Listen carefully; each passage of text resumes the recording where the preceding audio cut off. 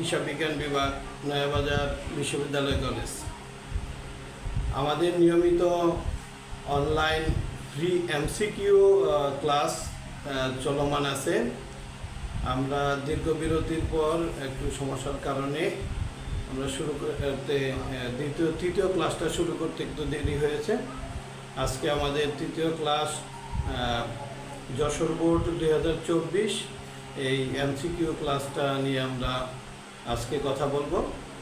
আর আমরা প্রতিটা ক্লাসেই প্রত্যেকটা এমসিকিউর বিস্তারিত আলোচনা দিয়ে থাকি। আর সেখানে শিক্ষার্থীদের কোনো সমস্যা থাকলে তারা কমেন্টস বক্সে দিলে আমরা সে বিষয়ে পরে আবার বিস্তারিত আলোচনা করব নেক্সট ক্লাসে। সুতরাং কথা না বাড়িয়ে আমরা আমাদের মূল কার্যক্রমে চলে যাচ্ছি। আজকে আমরা সমাধান করব যশোর বোর্ড 2024। 1 নম্বর প্রশ্ন হলো, হিসাব বিজ্ঞানের বকেয়া ভিত্তি সম্পর্কে নিচের কোনো বিবৃতিটি সঠিক? হিসাব বিজ্ঞানের বকেয়া ভিত্তি সম্পর্কে নিচের কোনো বিবৃতিটি সঠিক? ক নাম্বার বলছে, অধিকাংশ ক্ষেত্রে এটি আর্থিক বিবরণী সম্পর্কে ভুল তথ্য দিয়ে থাকে। এটা কখনোই হতে পারে না। অধিকাংশ ক্ষেত্রে আর্থিক বিবরণীতে হিসাব বিজ্ঞানের বকেয়া ভিত্তি, তাহলে আমাদেরকে আগে প্রথমে জানতে হবে হিসাব বিজ্ঞানের বকেয়া ভিত্তিটা আসলে কি। হিসাব বিজ্ঞান দুইটা পদ্ধতিতে করা যায়, একটা হলো ক্যাশ ভিত্তিক হিসাব বিজ্ঞান আর একটা হলো বকেয়া ভিত্তিক হিসাব বিজ্ঞান। বকেয়া ভিত্তিক হিসাব বিজ্ঞানে নগদ এবং বকেয়া দুটো পদ্ধতি সংরক্ষণ করা হয়, দুটো পদ্ধতির লেনদেনগুলোই হিসাবে অন্তর্ভুক্ত করা হয়। আর যেহেতু এখানে আমরা বকেয়া ভিত্তি হিসাব বিজ্ঞানের বকেয়া ভিত্তি সম্পর্কে বলা হয়েছে, তাহলে 1 নম্বরে বলছে অধিকাংশ ক্ষেত্রে এটি আর্থিক বিবরণী সম্পর্কে ভুল তথ্য প্রদান করে। এটা কখনোই দেয় না। যখনই আয় অর্জিত হয় তখনই আয় হিসাবে চিহ্নিত হয়। যখনই এটা হতে পারে, কারণ হিসাব বিজ্ঞানের বকেয়া ভিত্তিকের মূল ভিত্তি হলো যখনই আয় অর্জিত হবে তখনই সেটা আয় হিসাবে গণ্য করতে হবে। সর্বজনগ্রাহ্য হিসাব নীতি অনুসরণ করে না। অবশ্যই করে। বকেয়া ভিত্তিক হিসাব রক্ষণ পদ্ধতি সর্বজনগ্রাহ্য হিসাব নীতি অর্থাৎ জেনারেল অ্যাকসেপ্টেড অ্যাকাউন্টিং প্রিন্সিপালস বা গ্যাপ অবশ্যই অনুসরণ করে, তার মানে এটা সঠিক নয়। ঘ নাম্বার বলছে, যখন আয় নগদ আদায় হয় তখনই আয় হিসাবে লিপিবদ্ধ করা হয়। কখনোই না। সাধারণত নগদ আদায় হলে এটা হলো নগদ ভিত্তিক হিসাব বিজ্ঞান। সুতরাং হিসাব বিজ্ঞানের বকেয়া ভিত্তি সম্পর্কে নিচের কোন বিবৃতিটি সঠিক? সেটা হলো যখনই আয় অর্জিত হয় তখনই আয় হিসাবে চিহ্নিত হয়। উত্তর হবে খ।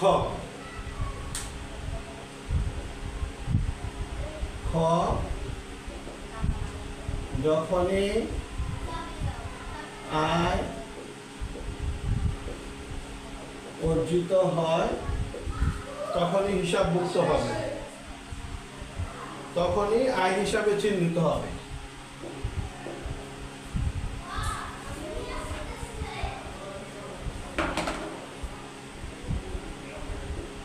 তখনই আয় হিসাবে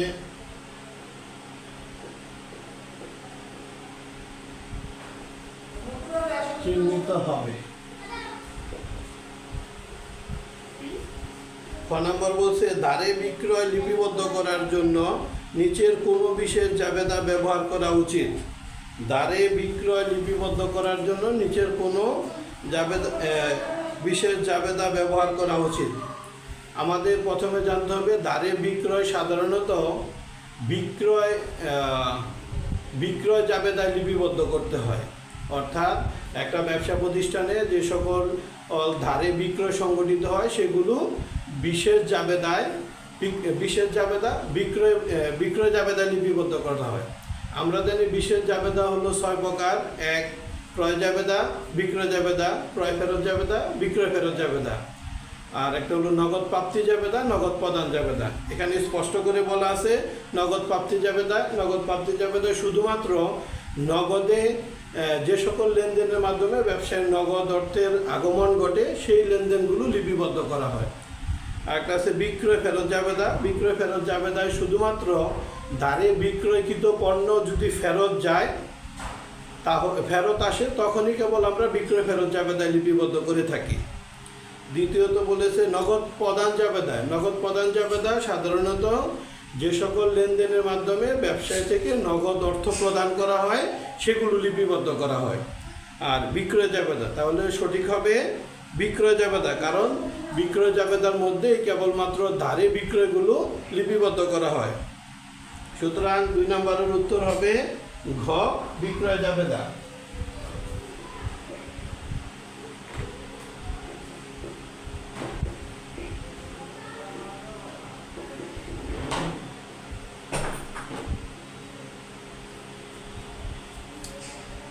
3 নম্বর প্রশ্ন হলো নিচের কোনটি লিপিবদ্ধকরণ প্রক্রিয়ার অংশ নয়?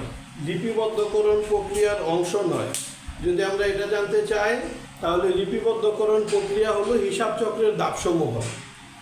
আমরা সাধারণত হিসাব চক্রের ধাপ শুরু করি লেনদেন শনাক্তকরণ থেকে শুরু করে লেনদেন লিপিবদ্ধকরণ, জাবেদাভুক্তকরণ, খতিয়ানভুক্তকরণ, তারপর লেনদেনে খতিয়ানভুক্তকরণ, খতিয়ান থেকে রেওয়ামিল প্রস্তুতকরণ, এরকম হিসাব চক্রের ধাপগুলো থেকে শুরু করি।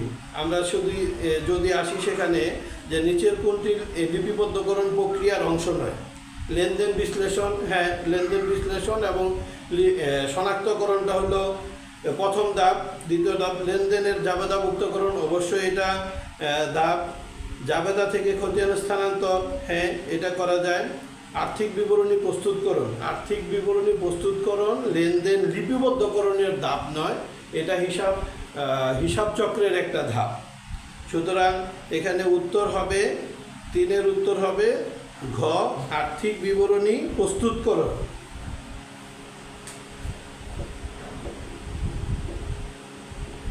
ঘ, আর্থিক বিবরণী প্রস্তুতকরণ।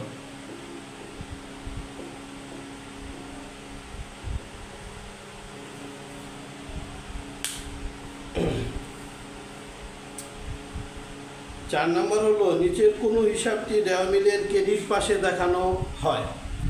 এর আগে আমাদের জানতে হবে রেওয়ামিলের ক্রেডিট পাশে কোন হিসাবগুলো আসে। আমরা যদি হিসাব সম্পর্কে আমাদের ধারণা থাকে, হিসাব প্রধানত 5 প্রকার: 1 আয়, ব্যয়, সম্পদ, দায়, মালিকানা সত্ত্ব। সহজ করে যদি আমরা মনে রাখতে পারি, ব্যয় ও সম্পদ হিসাবগুলো সাধারণত ডেবিট হয়, আয়, দায়, মালিকানা সত্ত্ব অর্থাৎ মালিকানা সত্ত্বের যে হিসাবগুলো দিয়ে আমার মালিকানা সত্ত্বকে বৃদ্ধি করে সেই হিসাবগুলো ক্রেডিট হয়। যেমন মূলধন ক্রেডিট হবে, বাট এর সাথে যে উত্তোলন মালিকানা সত্ত্ব হিসাব, বাট উত্তোলনের ফলে মালিকানা সত্ত্ব হ্রাস পায়। তার মানে মালিকানা সত্ত্ব উত্তোলন মালিকানা সত্ত্ব হিসাব হওয়া সত্ত্বেও এটা ডেবিট হয়। তাহলে এখানে আসি, আমাদের অপশন আছে হলো বিক্রয় বাট্টা। বিক্রয় বাট্টা হলো প্রতি আয়, তার মানে ব্যয়, তাহলে এটা ডেবিট হবে। দীর্ঘমেয়াদী বিনিয়োগ, দীর্ঘমেয়াদী বিনিয়োগ মানে হলো সম্পদ, সুতরাং এটা ডেবিট হবে। অনাদায়ী পাওনা সঞ্চিতি, অনাদায়ী পাওনা সঞ্চিতি হলো অন্তদায়, অন্ত বা অভ্যন্তরীণ দায়, সুতরাং এটা ক্রেডিট হবে। আর বিক্রয় ফেরত ও ভাতা, এটা ডেবিট। বিক্রয় ফেরত ও ভাতা হলো বিপরীত আয়, তার মানে হলো ব্যয়, সুতরাং এখানে উত্তর হবে অনাদায়ী পাওনা সঞ্চিতি। 4 নম্বরের উত্তর গ, অনাদায়ী পাওনা সঞ্চিতি।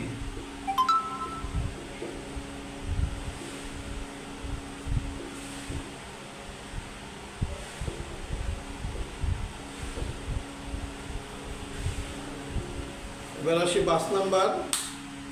5 নম্বর বলেছে একটি ব্যবসা প্রতিষ্ঠান অগ্রদত্ত পদ্ধতিতে খুচরা নগদান বই সংরক্ষণ করে।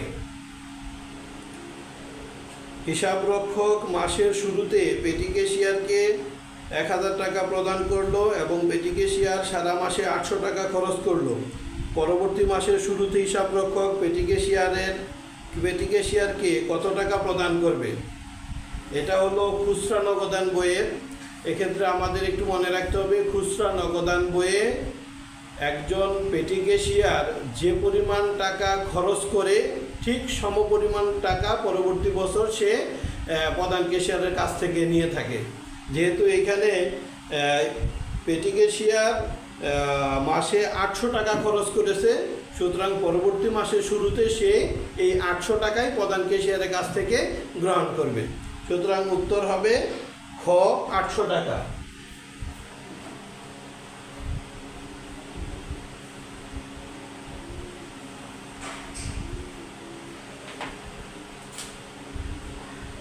পাঁচ নম্বরের উত্তর হবে খ 800 টাকা। 6 নম্বর বলেছে কামাল ট্রেডার্স একজন খরিদ্দারের নিকট হতে 2000 টাকা অগ্রিম গ্রহণ করলো। এই ঘটনার ফলে কি হয়? কামাল ট্রেডার্স একজন খরিদ্দারের কাছ থেকে 2000 টাকা অগ্রিম গ্রহণ করলো। এর ফলে কি হয়? যখন কোনো ব্যক্তি বা প্রতিষ্ঠান অন্য কোনো ব্যক্তি বা প্রতিষ্ঠান থেকে অগ্রিম গ্রহণ করে, অর্থাৎ সে সেবা প্রদান না করেই অর্থ গ্রহণ করেছে, এটা উক্ত ব্যবসা প্রতিষ্ঠানের জন্য দায়। দেখি আমরা কি বলেছে এখানে, 2000 টাকা সম্পত্তি বৃদ্ধি পাবে। হ্যাঁ, যেহেতু এটা আমরা নগদ নিয়েছি তাহলে আমাদের নগদ বৃদ্ধি পেয়েছে, সমপরিমাণ দায় বৃদ্ধি পেয়েছে। এখানে যদি আমরা দেখি 2000 টাকা অগ্রিম সম্পত্তি বৃদ্ধি পাবে, হ্যাঁ পাবে। 2000 টাকা মালিকানা সত্ত্ব বৃদ্ধি পাবে না, এটা আমাদের মালিকানা সত্ত্বকে বৃদ্ধি করে না। কারণ মালিকানা সত্ত্বকে বৃদ্ধি করতে হলে আমাদেরকে আয় হতে হবে, আয় অথবা মালিককে কোনো কিছু প্রোভাইড করতে হবে। আয় সাধারণত মালিকানা সত্ত্বকে বৃদ্ধি করে, কিন্তু এখানে আমাদের আয় হয়নি, আমরা অগ্রিম টাকা নিয়েছি বাট কিন্তু তাদেরকে সেবা প্রদান করতে পারিনি। যতক্ষণ না পর্যন্ত আমরা সেবা প্রদান করতে না পারবো ততক্ষণ পর্যন্ত এটা হলো আমাদের জন্য দায়। তারপর খ নম্বর বলেছে হ্যাঁ 2000 টাকা দায় বৃদ্ধি পাবে। তার মানে এখান থেকে স্পষ্ট আমরা বুঝতে পারি যে 2000 টাকা অগ্রিম গ্রহণ করার ফলে আমাদের 2000 টাকার সম্পত্তি বৃদ্ধি পেয়েছে, অপরদিকে সমপরিমাণ দায় বৃদ্ধি পেয়েছে।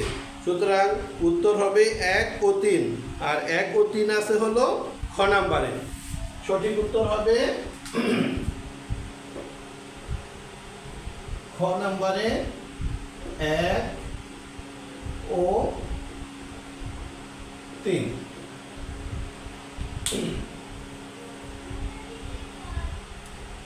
7 নম্বর বলছে নিচের উল্লেখিত কোন হিসাবটির স্বাভাবিক জ্যার ডেবিট নয়।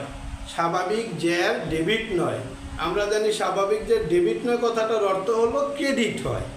কোন হিসাবগুলোর জ্যার ডেবিট ও ক্রেডিট হয় সেটা হলো, ক্রেডিট হলো আয়, দায় এবং মালিকানা সত্ত্ব। এখানে মালিকানা সত্ত্ব আমি আরেকবার বলেছি যে মালিকানা সত্ত্বের যে হিসাবগুলো মালিকানা সত্ত্বকে ইনক্রিজ করে মানে বৃদ্ধি করে সেগুলো ডেবিট হয়। এখানে আমার মালিকানা সত্ত্বকে বৃদ্ধি করে কোনগুলো বা ক্রেডিট হয় সাধারণত আয়। প্রথমে আমরা পেয়ে গেছি আয়। নগদান হিসাব, নগদান হিসাব হলো সম্পদ, এটা আমাদের ক্রেডিট ব্যালেন্স না। তারপর পেটেন্ট সম্পদ, ক্রেডিট ব্যালেন্স না। মজুত পণ্য সম্পদ, ক্রেডিট না। সুতরাং এখানে আমাদের ডেবিট জ্যার নয় হলো আয়। উত্তর হবে ক।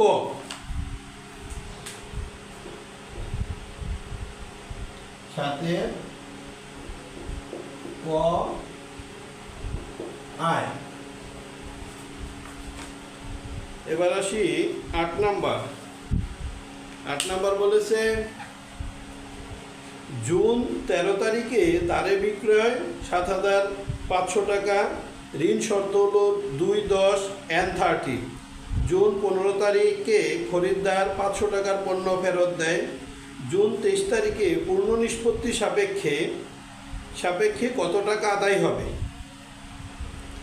আমরা পণ্যটা বিক্রয় করেছি হলো জুনের 13 তারিখ, শর্ত হলো 2-10N30। তার মানে হলো 10 দিনের মধ্যে যদি সে পরিশোধ করে তাহলে 2% বাট্টা পাবে, 30 দিনের মধ্যে অবশ্যই পরিশোধ করতে হবে।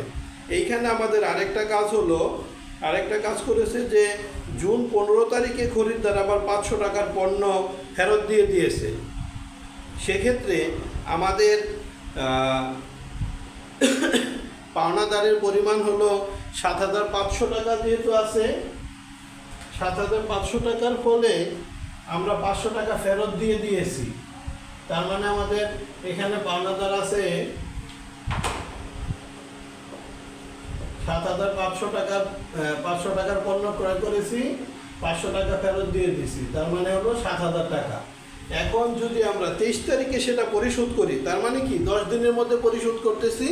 যদি 10 দিনের মধ্যে পরিশোধ করে থাকি সেক্ষেত্রে আমাদেরকে বলা হয়েছে যে 2% বাট্টা পাবে। তাহলে 7,000-এর যদি আমরা 2% করি সেক্ষেত্রে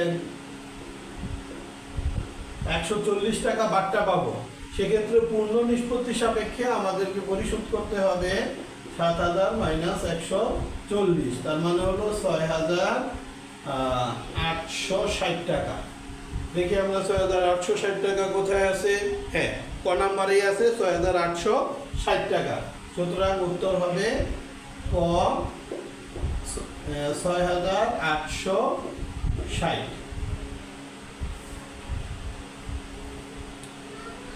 9 নম্বর বলেছে পথিমধ্যে জমা 5,000 টাকা উভয়ের সংশোধন পদ্ধতিতে ব্যাংক বিলকরণ বিবরণীতে কিভাবে উক্ত দফাটি সমন্বয় করা হবে? পথিমধ্যে জমা বলতে বোঝানো হয়, পথিমধ্যে জমা বলতে